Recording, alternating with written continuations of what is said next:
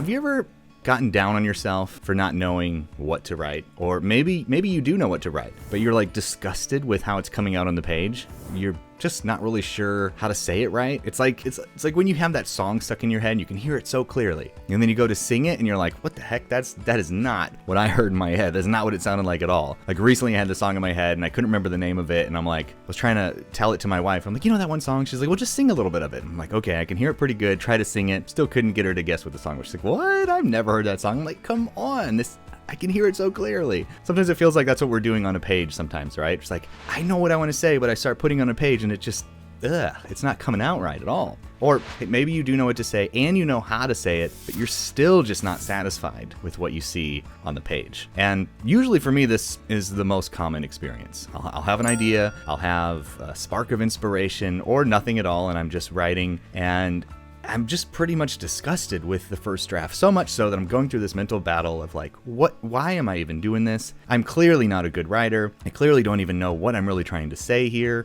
Why is anybody going to listen to this? Everybody's going to hate this. This doesn't even make any sense. Like, this is what's going through my head the entire time. And I've come to realize the first draft is just something you have to white knuckle it and get through. It's just like driving through a rainstorm. We had a massive rainstorm here the other day, and it was just one of those where like the rain's coming down so hard you can hardly see through the windshield. I still had to get to where I had to go. It's like almost the kind where you feel like you need to pull over, right? How many of us feel like our first draft is like that? It's raining so hard we can hardly see what we're even doing. We feel like we need to pull over and just kind of quit, right? But if you just white knuckle it and you keep driving through, eventually it becomes a little bit more clear. You get out of the storm, but you've got to go through the storm. And I've come to realize that it does me no good to beat up on myself, and it's not going to do you any good to beat yourself up on that first draft as well. We have several phrases we say around here all the time. One of them is my favorite. You should just write FBR. Fast, bad, and wrong. Just get it done. Make it ugly. Make that your goal, actually. Get your ugly first draft done, because now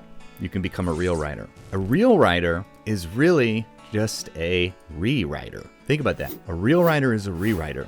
So you're not even getting to the point where you're a real writer yet until you have something to rewrite. So the next time you're disgusted with your first draft, or the way your idea is coming out on a page, the way you see or hear it in your mind, and what you see on that page is just not quite what you had in mind, that's all right. Now you can get to the stage where you can become a real writer by doing your rewriting. Many writers only discover what they really want to say while revising their words. This is totally me. How do I know what's really on my mind? They ask, until I write something down, reread and rewrite it until my thoughts become clear to myself. That process owes next to nothing to inspiration. So forget about waiting for inspiration. Forget about waiting to know exactly what you want to say and how you want to say it. You won't find out until you go through this process. That is the process of discovering what you really have to say. This is why so many prominent writers say that their gift is more for rewriting than writing. Gore Vidal once called himself an obsessive rewriter. Added, in a way,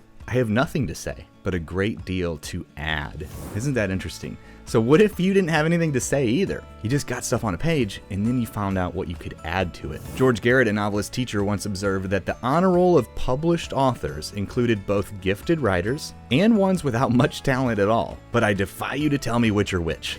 Willingness to stay with the hard work of revision was what leveled the playing field and allowed even writers of modest gifts to publish their work. I love when I hear that phrase, level the playing field. Because how many of you feel like maybe you're not the most talented, gifted writer, creator on the planet? I look for those areas of what is it? What is it that levels the playing field? Oh, the ability to rewrite, the ability to revise? That's just a choice. I can do that. You can do that. And all of a sudden, we're in there right in the midst of the greats. I love knowing those little secrets. Like, what are most people not willing to do? There it is. All right, check that box. I'll do it.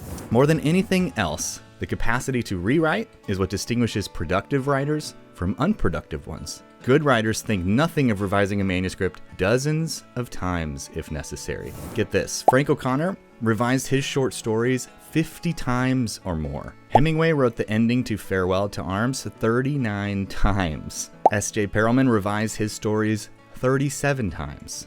And what do? We tell ourselves we're dumb, or we don't have talent, or we're not good enough because we have to revise our work a couple times? Really? Maybe that's where the magic is. Maybe revising is where the talent is, where so many others simply give it a quick look, a quick glance. Maybe they're too much in a rush. Maybe they spent way too long on their first draft, and therefore that ate up all their time. But not you and I, because we're writing our first draft fast, we're writing it bad, and we're writing it wrong. That's the goal. How many of you can do that? Does that feel a little bit easier? The next time you sit down to write the dreaded first draft or whatever it is, and you tell yourself, write on a sticky note if you have to. I've had this on my desk for years. FBR. That's my job. Fast, bad, and wrong. Remember, don't forget the fast part. You got to get down fast because we're going to spend the majority of our time revising and rewriting because that's where the real magic happens. Hopefully that's encouraging to you as it is to me. I wanted to just give you that reminder. Somebody needed to hear that today. So if that's you, take it and run with it. And don't forget, I want to add a little bit of thing onto the first draft. Write fast, bad, and wrong. And also try to have fun with it. Just try. Doesn't always have to be fun.